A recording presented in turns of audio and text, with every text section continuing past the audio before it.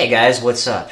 It's been a while, but I'm back with another episode of Films Unseen, the series in which we delve into movies that I personally believe didn't get as much audience recognition as they deserved, and also exploring reasons why I believe they didn't get as much audience recognition, as well as why I believe they do deserve more audience recognition. And I admittedly was also debating about whether or not to include this one in the list, because it did get a little bit more audience attention than some of the other films that I've talked about in this series so far. But even with that being said, I still want to call this film out as one that I think people should watch a little bit more. The movie received a very limited theatrical release in the United States, and was ultimately released on VOD, and is currently available on Netflix, so if you get the chance, and if you like what I have to say about the film, give it a watch there. And the film is the feature directing debut for its director, Kevin Phillips, and it's one of the stronger directorial debut films that I've seen in recent years. The movie I'm talking about is the 2017 indie drama, Super Dark Times.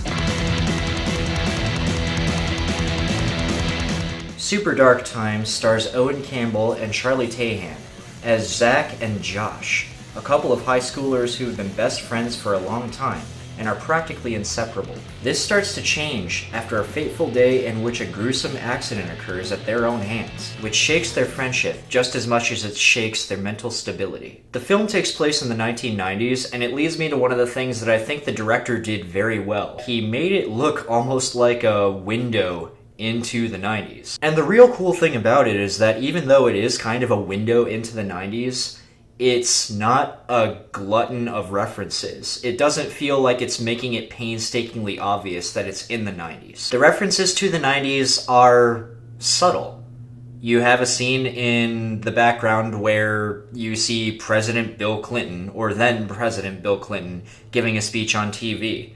You see a kid playing Minesweeper. You see nobody on a cell phone or a smartphone, and everybody's excited about having their own landline that they can talk to people on in their house. And while in a lot of other stories the 90s feel would kind of be a little more of a novelty and not add to the story, I think it kind of does, because the 90s were a time when there were things for kids to do, but also not nearly as many things for kids to do as there are now. To me, it seems like the 90s were one of the last phases in which kids were kind of forced to go out and find things to do. And it's not only the time portion of the setting of the film that adds to this, it's also the location. The film takes place in a very suburban area, and the way they depict it is very drab. The reason for this is, number one, they use a really drab color palette, and number two, it takes place at like the end of fall, beginning of winter. And I also must mention that the performances by the two lead actors are very good as well,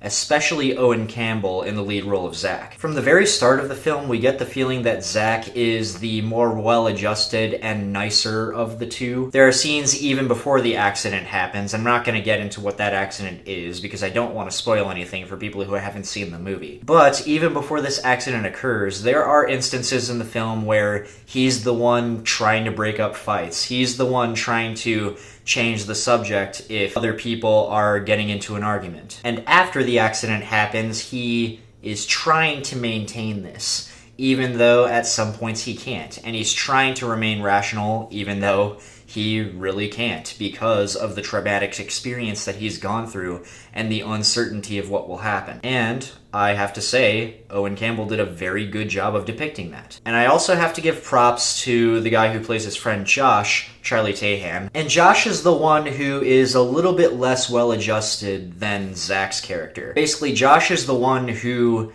he doesn't try to get into fights, but you can sense this anger in him, and he's more likely to blow up. And it's basically at the point where the accident occurs and how these guys react to it where the film has a major tonal shift. At first, it's kind of like a coming-of-age type of film in which we're just watching these teenage friends kind of just run around and do things that kids with nothing better to do will do. And then this really horrific thing happens that they didn't want to happen and they have no idea what to do about, and we get to see them react to it. It changes from a coming-of-age, nostalgic kind of tone to a very psychological, drama-based type of tone. And this is not a bad tonal shift at all. It's actually really refreshing to see something like this in a film, and very refreshing to see it done as well as it is. And we especially get to see this with the character of Zack in some interesting ways. One way in which it's depicted is that there are a lot of dream sequences that are very loopy and very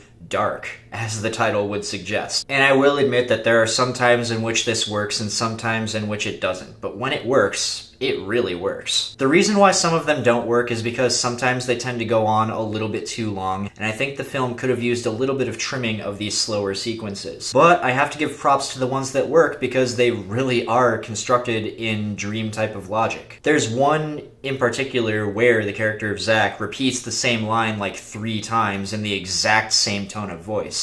And I thought that this was a very good depiction of, like, leading into how a bad dream could start. The end of the film is kind of what I was a little disappointed in. The film's ending is not bad, and the direction it goes in is not bad. But considering the tonal shifts that happen in the first part of the film, and how well the first 2/3 of the film are done, the last third feels a little bit perfunctory compared to the first 2/3 of it.